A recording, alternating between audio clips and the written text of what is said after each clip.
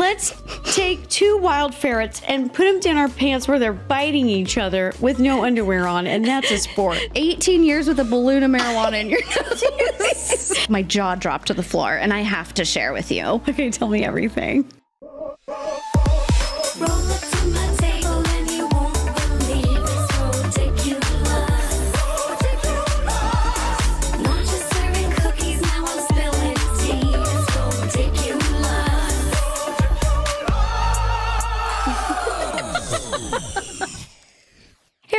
Let's talk about some ridiculous things today. I'm hanging out with my sister Mo. And Mo, what kind of ridiculous news are we going to be talking about today? Oh, there are never-ending topics, but today we're doing ridiculous laws, lawbreakers, and sports.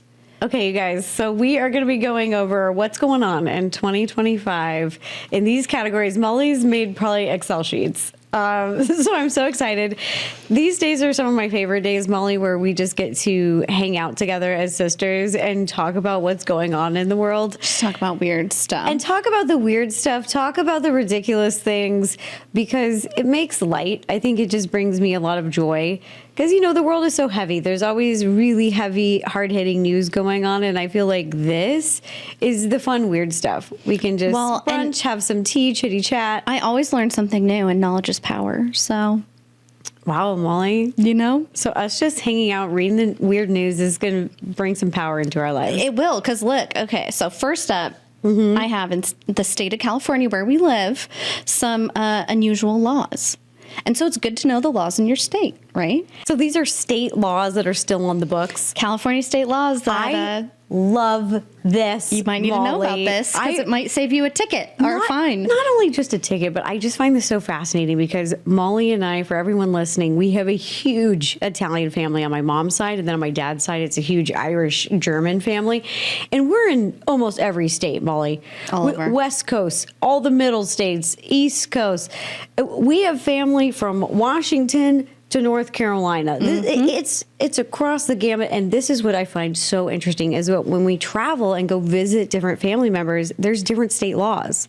Different state laws everywhere. There's different driving laws. There's different, like, it took me forever, because Greg's family's from Oregon, it took me forever to remember to not pump your own gas in Oregon. Right, because that's a law. It's against the law to pump your own gas, and so you have to wait for an attendant to come, and like it just always threw me off. Ollie, there's a gas station in Beverly Hills that pumps your gas. You don't get out. Oh. And it reminds me of Oregon. Yeah. It's a 76, and it's the only one in Beverly Hills. Where they pump your gas. You don't get out. It feels just like Oregon. Okay. Some people are like, oh, this is so fancy. And I'm like, or this is Oregon State. Yeah. Yeah. Like everybody did this in a whole entire state. Isn't that wild? Okay, so I'm so fascinated. I think that law might have changed. It really feels to me like when we visit our family in all the different states that they live in, like they live in their own mini countries. And I guess that's what, you know, the United States of America. Yeah. But they're like mini countries They are. that They have all live together. Different rules, different laws, but you like stand by each other, like protect each other. Okay. Well, first of all, if you're in Long Beach, so not far from us. Okay.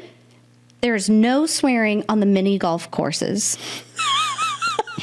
Just the mini one? Yeah, in Long Beach, city law prohibits cursing on a mini golf course. So if you get frustrated on the course, keep things family friendly and come up with some other terms instead, they say. Oh, that's a good law to know. But I feel like Long Beach specifically, like there must have been somebody out there with a freaking sailor mouth in front of all the children. Spoiler, it's our grandpa. That's just wild. Yeah, like to have a problem so bad with swearing on the golf course, you have to make a law about it. A mini golf course. It's kind of funny because it's like when you graduate and you go to the real golf course, let them fly. Oh my gosh. But you're at the mini putt-putt, whoa. Zip it up. And what are the consequences? So it's against the law, so you'd get like arrested? You get a ticket? I think you get a ticket. We don't know the severity of the consequences here, but just something to think about if you're ever illegal to cuss in Long Beach. Isn't that, what about freedom of speech? The city passed it. Oh, I don't know. Okay. I think it can be classified as like inappropriate for underage children or something. Molly, I'm just realizing right now, are mini putt-putts for kids? I mean, like, mainly. Anybody can have fun on it, but yeah, they're kind of designed to be family friendly and really kid friendly. I just don't ever remember going to a mini putt-putt when we were kids. I only remember going to mini putt-putt in college on like dates and like group outings, like fun little activities to do. I know I at least went in like middle school and high school. Really? Yeah. Okay, I missed out on this. That's why I was like, wait, why wouldn't you cuss at a mini putt-putt place? This is so weird. What? Well, didn't you ever go to like Rocky and Bullwinkle's? No. Oh. Yeah, What's it's kind that? of for kids. Did I? It has a bunch of I don't think I did arcades that. and play structures and mini putt-putt and... I never did that. Oh. Well, Oh, wow. Molly, the youngest child, the spoiled child. wow. Flexing on me all of her great experiences that she got to experience that I never got to experience. And this one I enjoy. Okay, moving on. Moving on. San Diego. Homeowners may be fined $250 if they don't remove Christmas lights by February 2nd. I can't. They're trying to have a classy law. They're trying to be classy. Yeah, that's kind of a smart law, though, Molly, because like Christmas lights aren't meant to be left out in the elements, and a lot of people do, and there's no issues. But if you're in a place that's really dry, like anywhere in California, especially during the fire seasons when it's really dry, like you don't want your Christmas lights catching on fire because things, you know, the bulb gets too hot, things are too dry. It just Now that you're 'Cause I've saying seen that, that. I wonder if that would be a good thing for Los Angeles, too, because of power. yeah. It takes up extra power, extra electricity, the fires that have been happening. Okay, so actually, I kind of back this law. And then if you're in Arcadia, California, peacocks have the right of way. What? So if you see a peacock about to cross the street, you better pump the brakes or you'll be ticketed. That just means people hit so many peacocks. What is the peacock population of Arcadia? That is No. And why are they running around on the streets? What are they doing in Arcadia? Do we have wild peacocks in Arcadia? California does have a lot of peacocks. What? Wild ones? Why don't we But isn't that have like on a one? farm, like a pet though, right? Like I've only seen them as pets on That's farms. what I thought, and like Molly, but everyone in California's just got a peacock but us. I mean, what is happening? I did go to Dubrovnik in Croatia. What are you saying? And there was an island that Okay. we took a little ferry to, and it's like a nature conserve, and they had wild peacocks running around the island. They'd come up to you at this outdoor restaurant and eat French fries. If you get, Literally, when I Google peacock in California, the first result is California has a peacock problem. what? California has a peacock I've problem? never heard that before. I've never even seen one just hanging out. I've seen coyotes. I've seen a peacock at the zoo here, but I'm wondering now if that was the zoo's peacock or just a wild peacock Just one that running flew around. in is walking around the zoo. Oh my god, maybe it was because I never saw it again. Was it in an enclosure or was it just No, walking it was around? walking around. Molly, we don't know. That was a wild peacock. This headline is everywhere. We looked and it says California has a peacock problem, but we're giving them the right of way. So Yeah. basically, we're letting the peacocks just run this place. Or at least Arcadia. Well, yeah, they run Arcadia. That's Arcadia. their town. What? Did I tell you last time I was visiting our aunt and uncle in Hawaii, wild turkeys were running around? Yes, one flew into my hotel room. Did I tell you that? I remember that now. I might have the video of it. Okay, you guys, if I can find it, I'm going to put it on the screen. But it was, yeah, we left the door open and this Yeah. wild, That's supposed to be a sign of good luck. if a turkey flies in your room, Like turkeys, bird sightings are good luck. I looked it up. it's a girl. I looked it up. I don't know if that's good luck. I mean, it's definitely that our lives are never boring. I feel like I can't Maybe even that's just a like sign. go to a hotel room and relax and just have a moment. I remember with our crazy family, we had all of our family there. It was so nuts. And then I remember I was like, oh, this is nice. I can just like have a relaxing evening. And then a wild fucking turkey flies into the room and is like eating the crackers off of my table. And I was like, oh, like, and it was like hitting the lamps and stuff. Like it was so crazy. And I was like, I have to take a video because Mike is not going to believe me that he went to go get a drink. And then like he goes back and I was He like, comes there's back a and you're in the room turkey with the our room. turkey.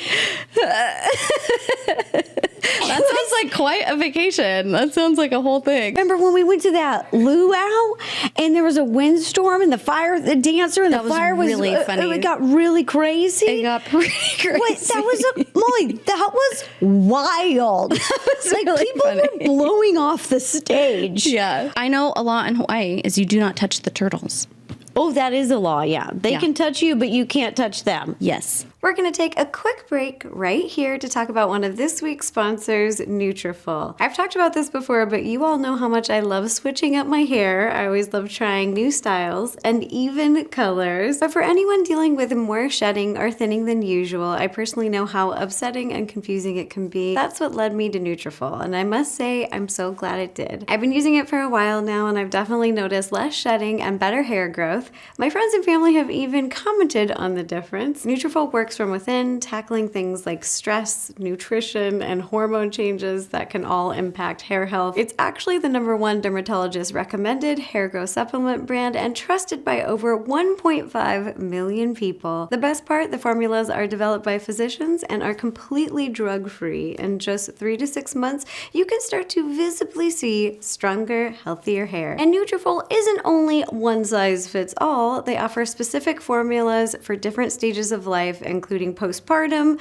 which my sister has gone through, giving birth, menopause, and even plant-based lifestyles. More than 4,500 healthcare professionals and stylists recommend Nutrafol to support better hair growth. And right now, Nutrafol is giving Rodiculous listeners $10 off your first month subscription plus free shipping. Just head over to Nutrafol.com and use the promo code ROW. That's Nutrafol.com, promo code ROW, R-O. Show your hair a little extra love with Nutrafol. Okay, so here's another one. Okay. In Blythe, California, it's illegal to wear cowboy boots unless you own at least 2 cows. That's basically an anti-poser law.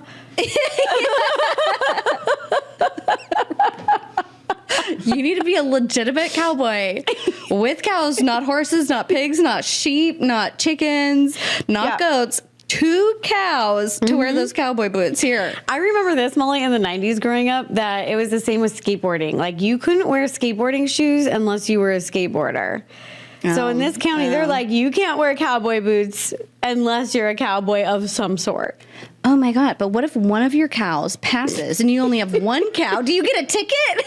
I do think the 2-cow law is a little strict. I think if you have a cow, you could like be a a cow, cowboy. period. You Yeah. got a cow. I Yeah. think 2?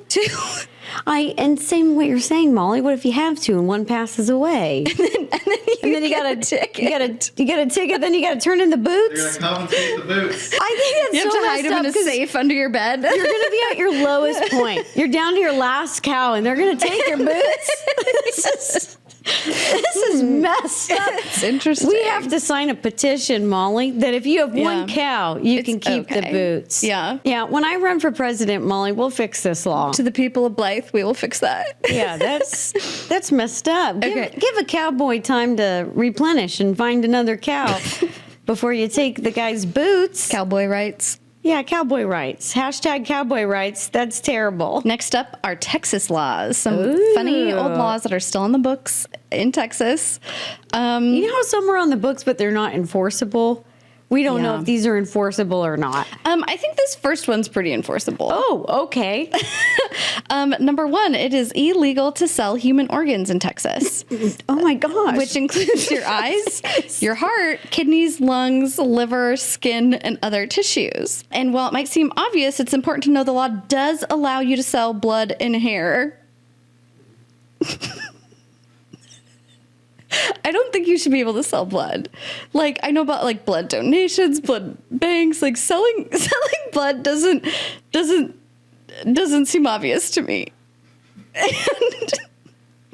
I don't know what to say about this law because Are there I'm just vampires in shocked. Texas? Right? Is it legal to sell your blood anywhere? Why would this say it might seem obvious, but the law does not Wait, allow you to sell blood and hair?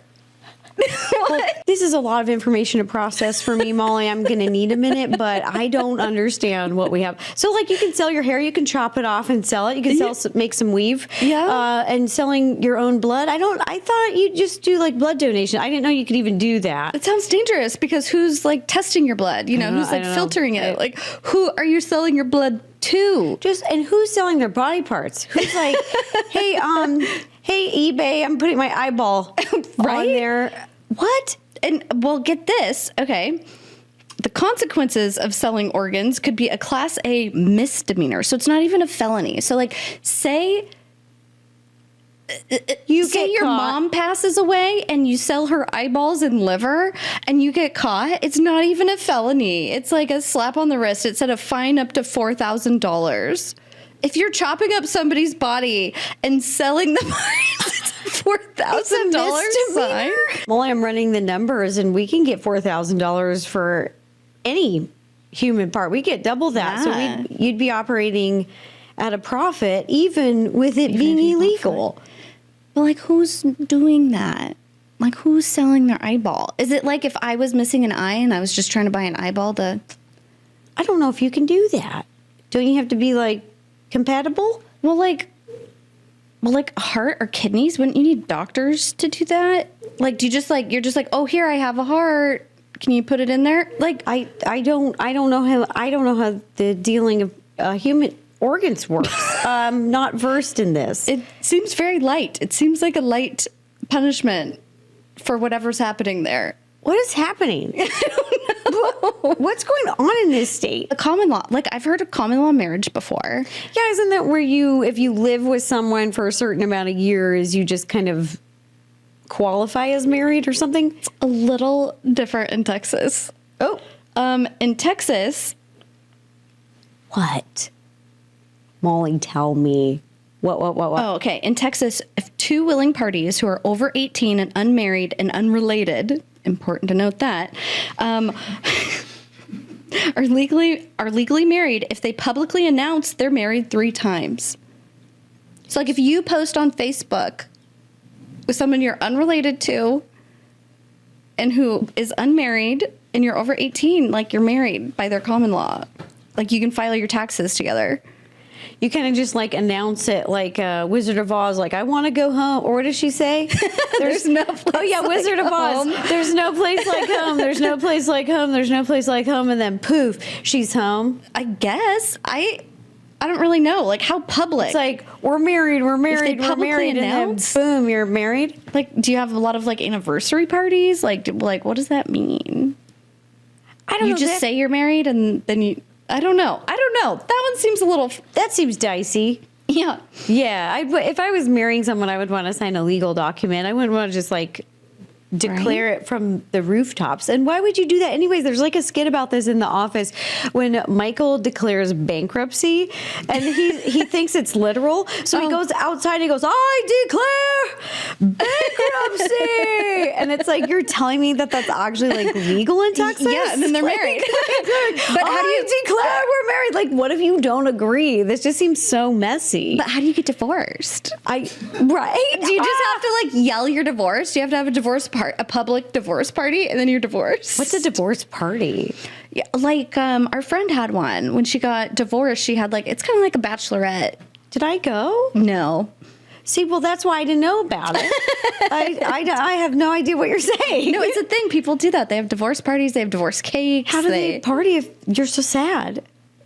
They are not as sad. They're excited about whatever, leaving whatever situation they were in. Oh. We're going to take a quick break right here to talk about one of this week's sponsors, Wild Green. I am genuinely so excited to have them on board because I seriously love everything that they make. If you haven't heard of Wild Green before, they're the first ever Bake from Frozen subscription box featuring artisanal breads, pastries, and pastas. Mwah! Their boxes are totally customizable to fit your preferences and dietary needs. On top of their classic variety box, they've just added a gluten-free box and a plant-based box that's completely vegan. The best part? No stress and no prep. Everything bakes straight from the freezer in 25 minutes or less. No thawing, no cleanup, just deliciousness. Oh, there is nothing like the smell of fresh baked goods filling your kitchen, and with Wild Grain, this is like having your own personal bakery at home. Are you ready to bring all your favorite carbs right to your doorstep? Be sure to check out Wild Grain so you can begin building your own box of artisanal breads, pastas, and pastries. For a limited time, Wild Grain is offering our listeners $30 off their first box plus free croissants in every box when you go to wildgrain.com/row to start your subscription. You heard me. Free croissants in every box and $30 off your first box when you go to wildgrain.com/row. That's wildgrain.com/row, or you can use the promo code ROW, R-O, at checkout. Okay, so here's the last one. It's another one from Texas, and it is illegal to milk somebody else's cow. It's so silly. It's classified as theft of personal property. You're stealing the milk. You're stealing the milk from your neighbor or whoever, somebody else. I don't know about you, but like, I wouldn't milk my neighbor's animals. Right? Well, it's like, are you friends? Do you just go over there and start milking their cow? Like, I would always ask. I feel like that's polite. That's kind of like the manners. You know, you don't just walk over your neighbor's house and start taking chicken eggs or whatever, right? Like, I mean, yeah, I guess that's like saying stealing someone's chicken eggs is illegal. this stuff is so funny, Molly. It reminds me of like people always are debating online if you have a fruit tree and it's growing over the point, if you take the fruit, is that wrong or is anything past the line? I think past the Fair line's game. fair game. That's what I would think legally. Yeah. Yeah, fair game. Because you know what? They don't own your airspace, do they? We had a neighbor whose tree would come over our yard all the time and just release so many leaves. It was insane. And so we looked it up and they said anything over our property line, Airspace we included. can cut Yep. it. So if we wanted to pay for it, we could cut like right at our half of the tree. Molly, we agree with fruit laws and what they should be. We Yeah. get it. But what about these people milking each other's cows? Like, Well, that aren't isn't you on a on property somebody line. else's property Yeah, to do that? you would have to be on somebody else's property to be milking their cows. Now, here's a question. If the cow comes onto your property, breaks out of the gate, comes on your property, then can you milk them? Well, you know what? I think if the cow has a tag in the ear, Yeah. still no. What if you missed it? That's like finding a dog with a collar on and then just keeping it to be your dog. But Molly, also, we're not keeping the cow. You just milking. Okay, if it's on your property and you have to find the owner and take care of this cow, like, yeah, you should get some milk out of that. Like, that's kind of like payment for taking care of their cow. Yeah, and getting it back returning to them. it and whatever. Like, yeah, I think you should get some milk. Or is that weird? No, because I heard as a mom who has breastfed that milking cows, if you don't milk them enough, it gets uncomfortable and painful for them. They have to be milked. Yeah, well, So their supply doesn't build that. So, yeah, that's so you're with just, you're humans, literally too. just helping the cow. yeah, they have to get milked, otherwise it's painful. Yeah. Okay, if you're helping the cow, then I think it's okay. Milk. I gray don't know, zone, man. huh? I don't know, man. These are the details that pretty much I think mayors deal with.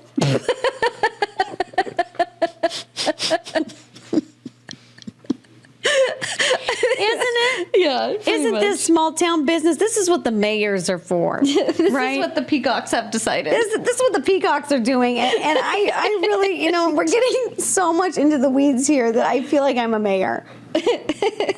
Going into ridiculous law breakers now. Oh, wow. Because we have Okay. these laws in place, and then we have the people who break them anyway. I love it. A man requests a trial by combat to settle a legal dispute with his ex-wife. A Kansas man embroiled in a fictitious legal battle with his ex-wife, has asked an Iowa court to let him engage in a sword fight with his ex-wife and her attorney in a trial by combat. And her attorney. Yeah, he hates that attorney. He hates this divorce attorney that his wife has. And his ex-wife. The man claimed in his motion that his ex-wife and her attorney had destroyed him legally, and now he wishes to give them the chance to meet him on the battlefield, where he will rend their souls from their corporal bodies. And he argued that the court has the power to let the parties resolve our disputes on the field of battle legally, since trial by combat has never been explicitly banned or restricted as a right in the United States, and was used mad as recently as 1818 in British court. Ooh, he's mad. He's furious. He's so mad about this divorce. He wants to murder people. He is scorched earth right now. That is scorched earth. He's trying to bring back combat. What is it? Trial by combat. So scorched earth. He's trying to. Molly, when did it become illegal or whatever? They stopped doing it. When was the last? It's saying that it's not explicitly illegal. Okay, I get that it's not explicitly illegal, but when was the last trial by combat? He said 1818 in the British courts. 1818. So he's so angry. He wants to go back to 1818. 200 years ago. Trial by combat. Yeah. Ostrom and his ex-wife have been mired in disputes over custody and visitation issues and property tax. The motion concluded with a concession that Ostrom's ex-wife may choose a champion, her attorney, to stand in her stead in the trial by combat, a phrase popularized in the hit HBO fantasy drama Game of Thrones. He's going Game of Thrones in the courthouse. Oh my goodness. It doesn't sound like he's very good at playing the game. Isn't Game of Thrones all about, like, you know, courts and who's ruling what? But then you get to a head where you have to resolve disputes by trial by combat. There just needs to be a winner. Okay, Mike just said the last sword fight was in 1967 in France. So that's not that long ago. The 60s? Yeah. A true sword fight? Not like a... Not fencing, like Fencing. swords. Like not protective gear, like sword fighting. Oh. Yeah. Oh. Yeah. I can't imagine the fumes coming off of this man. That he wants to sword fight a woman, too? I hate that. Custody and property tax. That is cute that he's mad about custody of his child. Like he probably wants a better custody deal. He wants to murder the mother of his children? That's not one cute. way to get full custody. Okay, he doesn't sound like he did well. It sounds like he needs a new lawyer. I think he needs to move on. I think they are. I think that's what that is. I think if you don't like the outcome of a custody and a property tax and then you want to murder the mother of your children over it, like, you're kind of a loser. You're looking at the face of a woman facing felony charges for not returning a VHS tape over 20 years ago. A felon, that's much. She allegedly failed to return a rented VHS tape to her local video store in 1999 and is now facing felony charges 21 years later.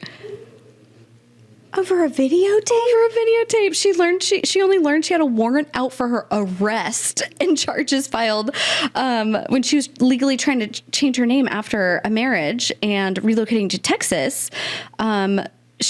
She said there was an issue with her license, and so she called this number, and they said she didn't return a VHS copy of Sabrina the Teenage Witch in 1999, and so she was facing felony charges. Molly, this is awful. This is awful. The first thing the person told her was that it was felony embezzlement, and she said she thought she was going to have a heart attack. Oh. Yeah. Molly, this is terrible news. It's terrible, too, because she goes, I've never fucking watched Sabrina the Teenage Witch. I don't even like that show. What are you talking about? And then she realized she was living with a young man at the time who had two kids, daughters that were 8 and 10 or 11. And so her roommate probably rented the tape and never returned it. And now she has a warrant out for her arrest. And this just feels like a huge overreaction. that's insane. Can you imagine if your roommate rented a VHS tape and didn't return it, and now you are facing felony charges. The worst part about this, she believed, because that was in her criminal background, you know, if people do a background check, they can see you have a warrant out. She thinks that's the reason that she's had a hard time keeping a job, because of the felony embezzlement. She says that she's been fired from a handful of jobs and was never given a reason why. This is so sad and so messed up. And they shouldn't have any felonies for something that doesn't even exist anymore. Like Blockbuster, Hollywood Videos, all these places do not exist anymore. Yeah. And that's like getting a felony because you forgot to return a library book. If somebody has a warrant out for their arrest, shouldn't the police like send them a letter? Yeah. Or like a phone Let call? somebody know. Right? How else would you find out? Like if that happened to me, you know, how would I know that? How would you find that out? This is a ridiculous law. Whoever is the mayor or governor of this place, Molly, this has got to fix themselves. Where is this place from? Cleveland, Ohio? Yeah, she was Get from it Cleveland. together, Cleveland. A VHS tape. A There needs to be felony like for- there needs to be a dollar limit. Like maybe over Yeah. $1,000. Not a VHS Not tape. $3. Of Sabrina the Teenage Witch. She said she doesn't even like it. It was her I wouldn't roommate. like her either. I would hate that movie now. I think that would be my least favorite movie ever. I think if anyone asked me a question, what's your favorite movie? I would just be so salty and I would be like, I'll tell you what my least favorite movie is. Sabrina the Teenage Witch. And they're like, why? And be like, Had me a felony charge for 20 years over that. because I didn't return a VHS tape that I don't even remember renting. Probably my roommate did. Great. Oh my God. And I'm not hating on Sabrina the Teenage Witch. I actually watched No. all of that and the new one Me on too. Netflix. I really enjoyed it on TGIF Fridays. Yeah. Do you remember those, Molly? Yeah. Thank goodness it's Friday. You might get a kick out of this next one. Okay, I'm excited. Marijuana was found in a man's nose 18 years after he smuggled it into prison in Australia.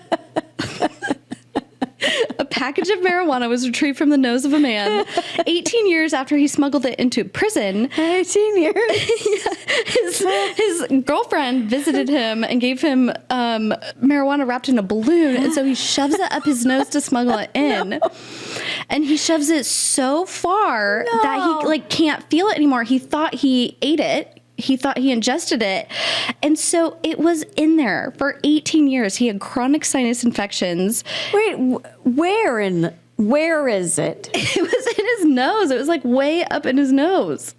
A balloon packed How with much marijuana. space do we have in there? Apparently enough for... I thought if you inhaled something, it goes to the back of your throat. This is what that guy thought too. But I mean, a balloon, like a latex balloon, right? Like, how do you fit that up there? Oh my Or what? gosh. Or maybe it's a different drug balloon that's a different size. I don't really know. Okay, I don't know enough about this. I know nothing, but that is wild, Molly. Yeah, it says he had chronic sinus infections and symptoms of nasal obstruction. He was 48 when they did a CT scan and found it in his nasal cavity. It had like calcified in there. 18 years with a balloon of marijuana in your nose. The doctor and technicians who ran that scan, and they're like, yeah, you've got a bag of weed up your nose.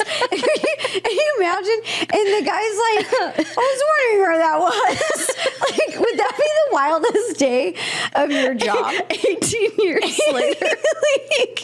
You're like, oh, today I had a patient who stuck a balloon of weed up his nose and forgot about it for 18 years. Like, would that be, for me, that would be like, well, honey, I need a drink. Like, I think I need a drink tonight. I've seen it all. It's one of those days. Doing the math, if they found it at 48, he did this when he was a 30-year-old man. He should have known better. I don't know, Molly. Like, I'm 39, and I thought if you put something in your nose, it would come out your throat. It got stuck. I don't know. And so you can see in his little nose, he's got No.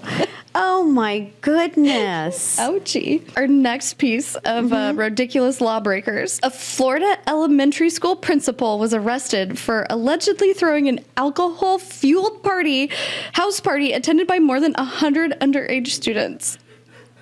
What? She's such a party animal. Yeah. Wait, was she the principal of what age students? Elementary school. Elementary? There were 100 underage drinkers. Okay, Molly, I had missed that. I thought you were saying high school. Obviously, you didn't say high school. It's just, I assumed, as you're saying the news, that principal partying with alcohol, booze, that's going to be high school, right? I mean, Like, maybe she had kids in high school, but 100? Where's this party? And wait, did you say elementary? She's an elementary school principal. It didn't say how young the minors were, but it said on Sunday. It's on a Sunday. She's throwing hundreds of people rager party on a Sunday. That's the Lord's Day, so that's rude. In Cocoa Beach. Police were called to a home where a large party was taking place. There, they allegedly found more than 100 juveniles in matching T-shirts, many of whom were consuming alcohol that was later learned to be available in coolers inside the residence. Why are they in matching shirts? Why are there so many people there? Is this like a huge family reunion that has younger people? 100 younger people? Where are their parents? I can't even get into that mindset, Molly. This is blowing my mind. How do you have, where's your kid on a Sunday having a rager? And wouldn't you notice them coming home? Why would a principal of an elementary school be partying with the elementary kids? I don't know if they're elementary. There's no name on it. Okay, or middle school or high school. I don't know. What was this party? Would a principal of a school be friends with all the kids' parents? Was she throwing a big party with the parents and a bunch of the parents brought the kids? Because it said the drinks were just in a cooler because maybe she was having an adult party and then kids just happened to be there too. Also, and Molly, had snuck beverages. I'm not trying to play devil's advocate here, but if I was a principal and all my friends were the parents, yeah, and I'm having a mixer over at my house and the parents want to bring their kids, I would be like, okay, get into this mindset, Molly. What if, kind of like when you go to the club and you're underage or something, they'll put a band on you when you're 18 versus 21 so you can go dance, but you can't drink alcohol. Yeah. What if she thought, club rules, what if she thought, put matching T-shirts on all the kids. Everybody who's underage has to wear an orange shirt or a red shirt, like a big bright color, like a big band. Yeah. So they're they can't have alcohol, and then the bartenders could give everybody else booze. But it said the drinks were in a cooler, so the kids could just sneak it, Oh. I guess it's her intentions. If she was just trying to have a mixer with the parents, and some of the parents brought their kids, and they tried to put them in matching T-shirts so they'd know who shouldn't a matching T-shirt. See, what was this event? I guess I can't really know. judge it unless I knew more about the event. I would just think safety, but that's who I am. I'd be big, bright orange shirts so we don't lose one. But it said the kids are in matching shirts. See, that's when families go to Disneyland, Yeah. and they have everybody wear the same thing, Or a if you're in family a crowd, reunion. you could easily recognize each other and look out for each other in a big group. So I'm was that the mindset? Just I don't know. I mean, 100 shirts, that costs money. She's got a party budget, And you got to know sizes? Or I do you? need to know more about the party. I think I just need to know more about the party. Yeah, I'm confused. Or was it ill-intended from the beginning? We don't know. I don't know. We don't know. We don't know.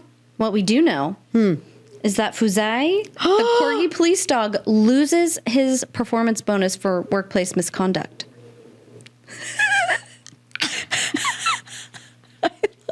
I love everything you just said there. It's because it's so funny when he's a police dog. Yeah. He's this cute little corgi, and he's losing his bonus. It said He's got a hand in his badge. It said that he kept falling asleep on duty and urinating in his football.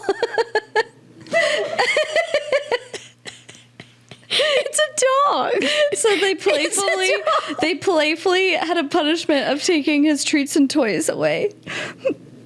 But then they gave him a bunch of stuff later. But they gave it back. They really did take his joke. It was oh a my joke. gosh! I was wait, he's really a police dog, and they're punishing him for sleeping? He's an animal. He's a dog.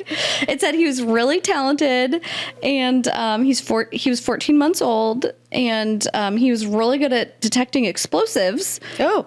Yeah. Oh, my. And so he graduated to become a fully qualified police dog, but I think because he was just still little, like 18 months, you're still baby. The next lawbreaker story is about Pablo Escobar, who, if you don't know who Pablo Escobar is, Why does that sound so familiar? he was like Colombia's #1 drug smuggler in the 80s. Okay. Yeah, he was the kingpin. He earned a reported $420 million a week by supplying 80% of all the cocaine consumed in the U.S. So he was like the kingpin in the 80s. Escobar was running coke to the U.S. Yeah. full out. And apparently he transported them through various means, even underwater routes using submarines. He had submarines in his operation? He had drug subs, yeah. Drug subs. Drug subs. And I guess they moved the drugs from like Puerto Rico into Miami, and authorities are looking for these submarines because they think that he has a missing $30 billion fortune in these submarines. So officials are out looking for these drug subs of Pablo Escobar, and they found one that didn't have anything in it, so they say. But I had no idea. Ex-CIA agents, Doug and Ben, are out there looking for drug subs. Are they running into pirates? Like, if I was a pirate, modern day pirate, I would be out there on a boat looking for that submarine. I'd have a whole mission, in the waters. What's the laws? I don't know. I don't know maritime law. I don't know. This is so mysterious. This is like a real life treasure hunt. Because it's real. There's a drug sub out there. Dollars are squirreled away by Pablo Escobar somewhere. What a Rumor little has squirrel. it he had henchmen hide it somewhere, and then he got rid of the henchmen, so nobody knows. It's like a modern day treasure hunt. Wow. You know what I'm thinking, Molly? Kind of like the Harry Potter and the Horcruxes. Yep. Looking around for all 7. Yeah, they're hidden everywhere, and you got to find them all. Yeah. This is like a real life treasure hunt. Yeah. $30 billion treasure hunt. Well, no you know wonder who goes, ex-CIA agents are looking for that. They're like, yeah. wait, we know about this and we're retired. We're the treasure hunters. Wait, they're retired? Yeah, it says they're ex-CIA agents. And so they knew about the subs. And so they're out there looking for them. Wow. Yeah, I had no idea. You know who goes diving? Justine. Yeah, Justine. she does. Do you think we should see I should if tell she her, just in case she's, out diving out there and she might spot something, she could find the drug sub. Yeah. That'd be great. She has so much tech, she probably could find it quick. She could probably create the tech to go find it. Yeah. I think she knows the right people. This next poor woman. She looks so sad, Molly, that picture that you're holding up. She's not a lawbreaker, but something really weird happened to her. Or she went to the DMV to renew her driver's license, and she found out that she's accidentally been declared dead. What? A funeral home mistakenly caused a typo and sent it to the Social Security Administration, and they declared her dead. And oh no. Yeah. What do you do? What do you even do in the system? Do you just be like, hi, I'm not dead? I don't know. I guess it's a whole thing. It says I think she had to get a new Social Security number. They couldn't even undo it. They couldn't even undo it. Like, because of so much fraud, if somebody passes away and somebody else collects their benefits, they've created like a solid system where if your Social Security number goes, like, you can't go back, you have to get a new one. That seems archaic. Yeah. She explained she went to go get a new license, but was told she couldn't by the Maryland Motor Vehicle Administration. She goes, it appears I'm deceased. She's a mother of 3. She said, I got a little frightened, I'm not going to lie, and surprised because I'm alive. I'm here. Oh, she also said because of the mix-up, her health insurance has been canceled, meaning medical bills are piling up. She said it really, really messes up her life. She couldn't get the inhaler she needed for her asthma. She can't even breathe. She's literally like, I'm literally dead. You know when Gen Z is like, I'm dead, and they do a little skull face? She's dead. She's literally legally dead. Oh, it's like, I know it's to prevent fraud, but it's so serious that it's so sad that we have a system where stuff like that happens, where people, slip through the cracks and like stuff like that happens to people because they end up just taking such a hit. I feel so bad. Isn't that crazy how much one person's typo just messed up somebody else's life? such a small thing and it has that big ripple effect. That's so crazy. Almost as crazy as this guy is about cats. Like, stop. Why are you just holding up like a tabby and it's like staring at me? Because in February, a DUI suspect was caught speeding over 130 miles per hour because he said he was in a rush to see his cat. He was flying. He was drunk, and his excuse was he had to go see his kitty cat. He had to see his cat. His mom wasn't dying. His wife wasn't giving birth. There was no medical emergency. Well, Molly, let's also just say he's drunk, shouldn't be driving. Yeah. Because maybe not operating heavy machinery when you're drunk. I love my dog, so I understand the feeling of wanting to get home sooner to your pets. You just want to be home. You want to teleport. But I wouldn't do that. I would not go 130 miles per hour for my dog. Speaking of intoxicated driving, a man who helped make the breathalyzer device was arrested for drunk driving. Molly, do you think they tested him with his own device? Probably. Oh my God. It says that he was 70 and he pled guilty. Oh. And he had mounted a roundabout and he damaged his wheel. And that's how they got him for drunk driving. But get this, he said that he had drunk a couple glasses of wine and a couple pints with his lunch before the accident. Whoa, what? Whoa. He is out here throwing down at lunch as a retired 70-year-old, throwing it down and then running into roundabouts. Jeez. He's like, do you think he created the breathalyzer because it was a problem for him? All I know is if you're in your retirement, living your life to the point where, you can completely throw down at lunch. And you're just, I feel like you're not moving at a fast speed. Like, you should get an Uber. Molly, what else do we have in the news? Before we get to sports, we just have something that my jaw dropped to the floor and I have to share with you. Okay, tell me everything. Okay, they think they found Santa Claus's sarcophagus. No. The real Santa Claus, Saint Nicholas. Saint Nick? Saint Nicholas. No way. Yeah. Where? In Turkey, at the Church of Saint Nicholas.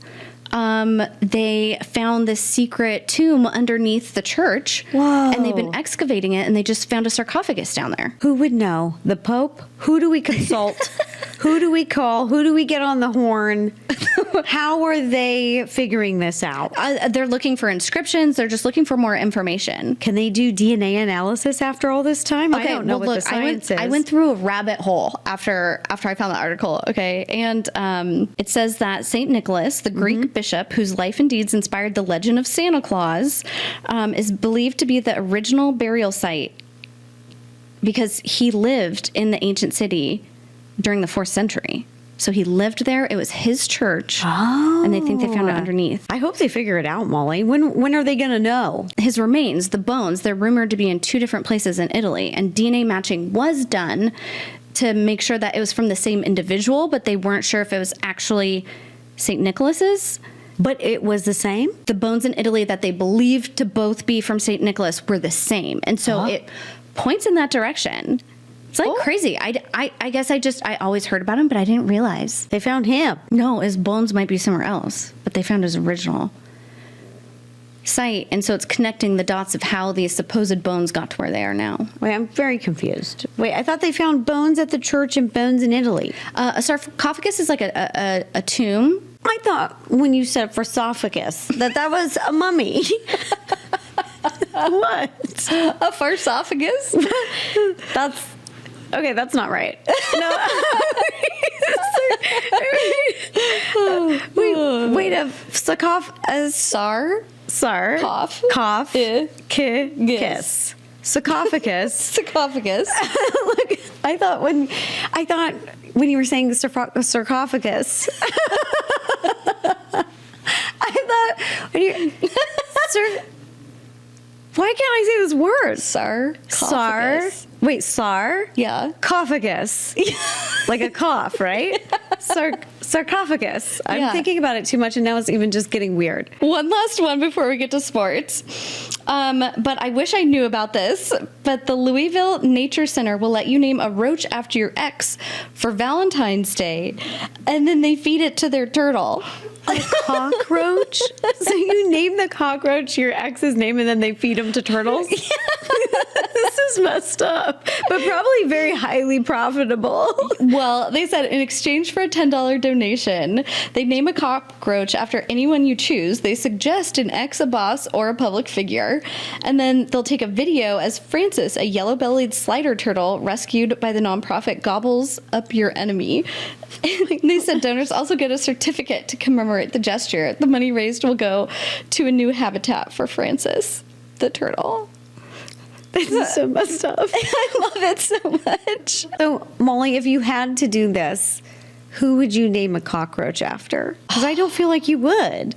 You actually got me. The lady in the Trader Joe's parking lot. God, you really don't like that lady. That really got to me. You're really never going to forgive her about that whole situation, are we? She would be my cockroach. Who would you do? Who would your cockroach be? Oh, Molly, you already know.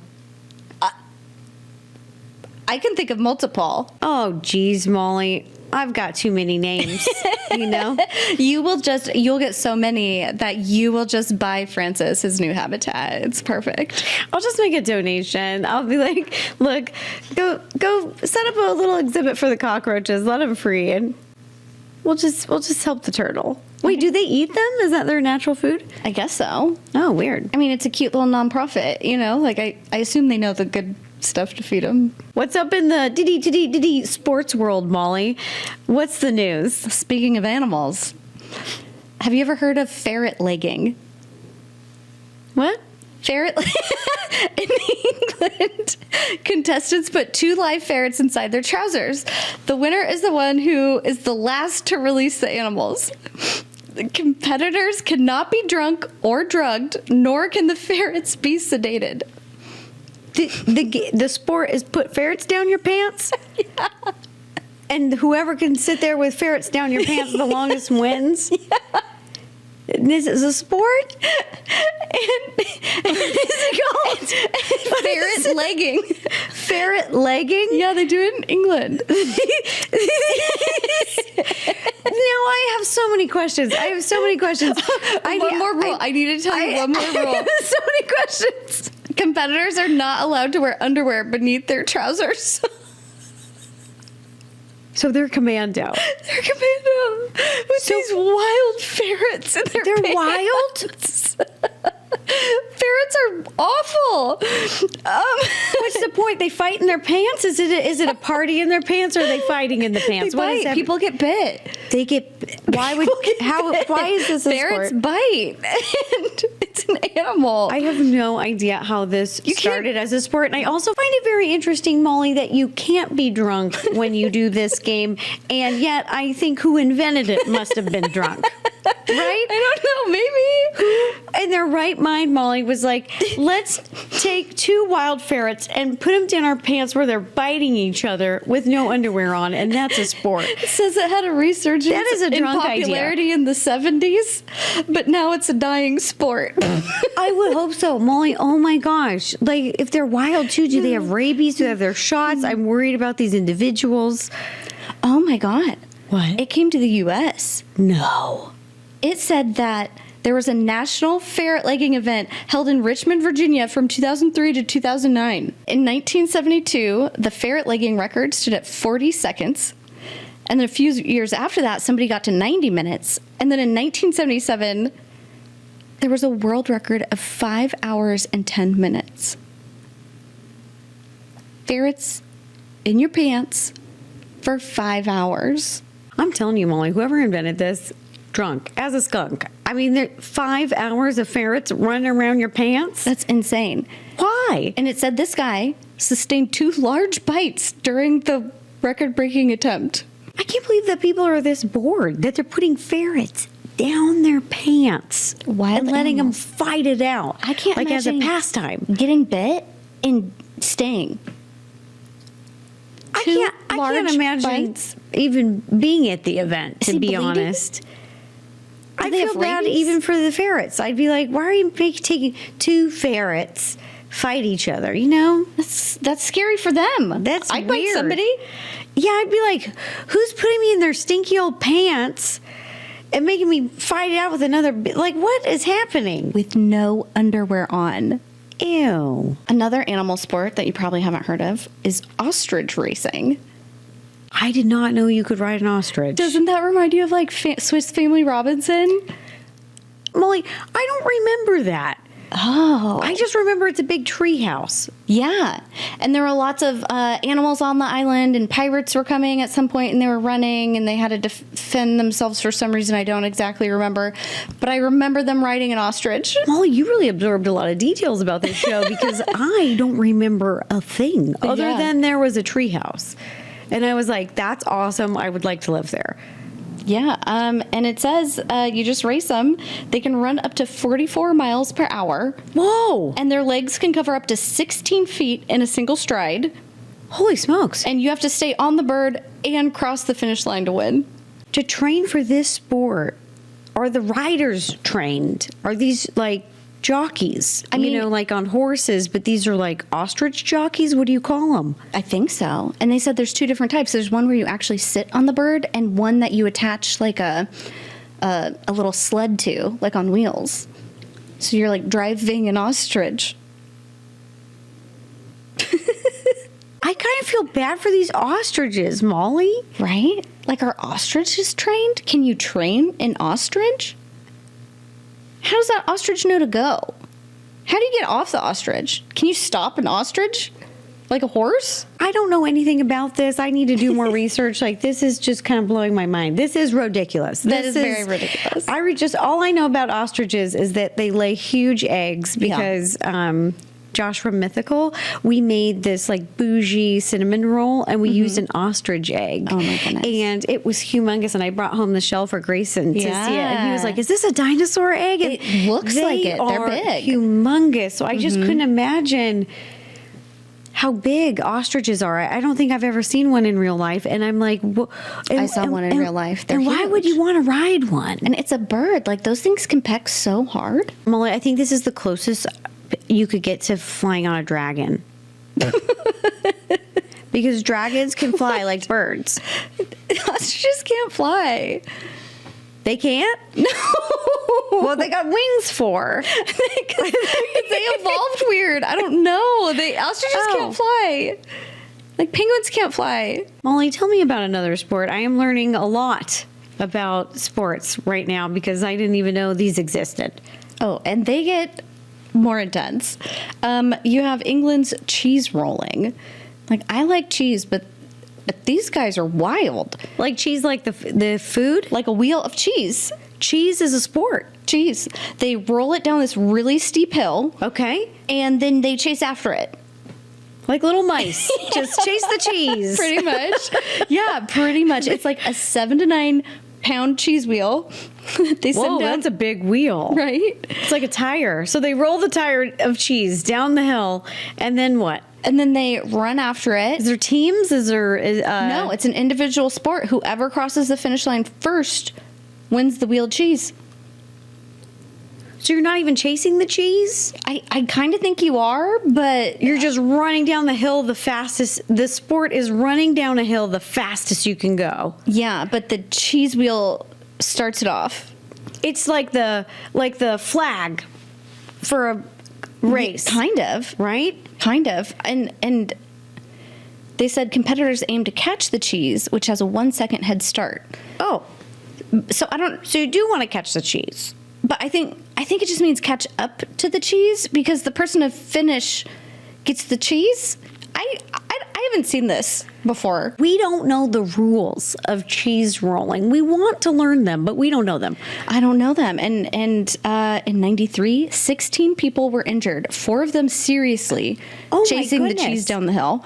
Do they wear padding or No, I think they just go. They just go after it. And they said in 2009, safety concerns came up because 15,000 spectators arrived when they only had space for 5,000. Oh, my gosh. So they had to cancel the event next year. It got too crazy. 2011, they tried a 2-day ticketed event because of the safety concerns, but people got really mad about that.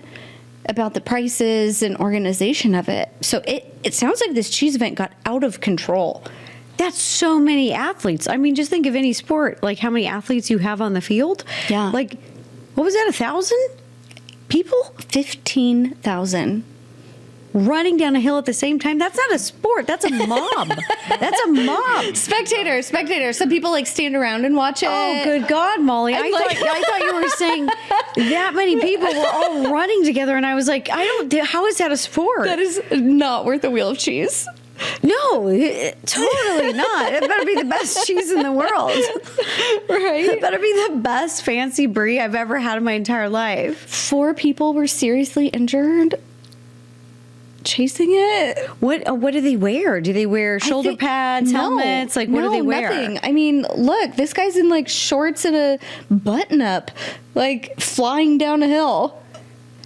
That's giving me polo vibes. You know how like a brutal kind of polo is? Yeah, Isn't that kind of guess. like football but without the padding? This they guy just looks kind like of he's run in a around bear and outfit, shove each a bear other. onesie.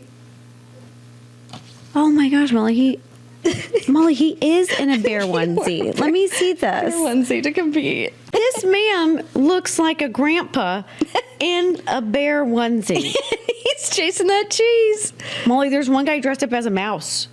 Did you miss this? This is amazing. I didn't see that. He's like in a Halloween costume onesie. It's a mouse. He's even painted his face gray. That's commitment. Look, So look right amazing. here. When he's jumping in that photo. One guy has his shirt off. One guy's got a fuzzy little hat. But you're right. They're just flying. Yeah, it's a really steep hill. Our next one is a little brutal, and you also don't wear any equipment. Russian slap fighting is the sport where grown men take turns slapping one another across the face until one of them passes out. Again, this sounds like a game that was invented at a bar by some drunk dudes. 100%. And I'm like, this is so... Molly, there's not one brain cell left at the end. I think what's great about this game is that by the end, no one has any brain cells left. Like, everybody loses. I mean, it's intense. They don't get any extra equipment or gear or head protective gear, and they slap each other so hard now that they really can knock somebody out. And there's a table in between them that you have to brace yourself and hold onto when you're being slapped so you don't just fall over. So they're just hitting each other until they pass out? Yeah, hard. That is And just... it's a sport, and you can win money. This sport in general just feels kind of sad to me. It's like just taking a punch for money. I'd rather play pickleball. Yeah, pickleball is definitely more my style. I'd rather be a pickleballer. Yeah. What's something else that's interesting, the last sport that I had no clue was an actual thing, is chess boxing. Yeah. I've heard of boxing and chess, but not chess boxing. It's an actual thing. It's a mix-up of these two obsessions where people will play chess and then they'll switch to a boxing match, and they'll play chess and they'll switch to a boxing match, and you can win by either winning the chess match or getting a KO. Oh, so it's a true sport of physical and mental. Yes, they put it together, physical and mental sport, because if you're really good at chess and can win in the first round, you can beat one of the best boxers out there. That's an interesting crossover. And they said that there's 2 major governing bodies, the World Chess Boxing Association and the World Chess Boxing Organization. So it's a global thing. Molly, I have never heard of this. So how long has this sport existed? Is this just came out this year? Well, it's from 1992. In the 90s? In the 90s. Okay. It became a thing. So it's called Mogul Chess Boxing Championship. Well, cool. We have a local branch of chess boxing, Molly. So there's really, that's going on. Yeah, I mean, you could find me playing pickleball or hobby horsing before I try chess boxing. And while you're hobby horsing, I'll be hobby mini ponying. The horses are too big. I got to ride the mini You ponies. gotta ride the little one. Yeah, so that you can sounds do about hobby right. horsing. I'll do hobby mini ponying. I'd rather do that than play chess and chase a cheese down a hill. All right, that does it for all of the ridiculous news. I hope this episode made you laugh. It definitely made me giggle. Molly, I learned so many new things. I learned a lot. This is going to take me an hour to process. It's going to take me longer than that, I think. All right, thanks for listening, you guys. We'll see you next week. Bye-bye. Bye.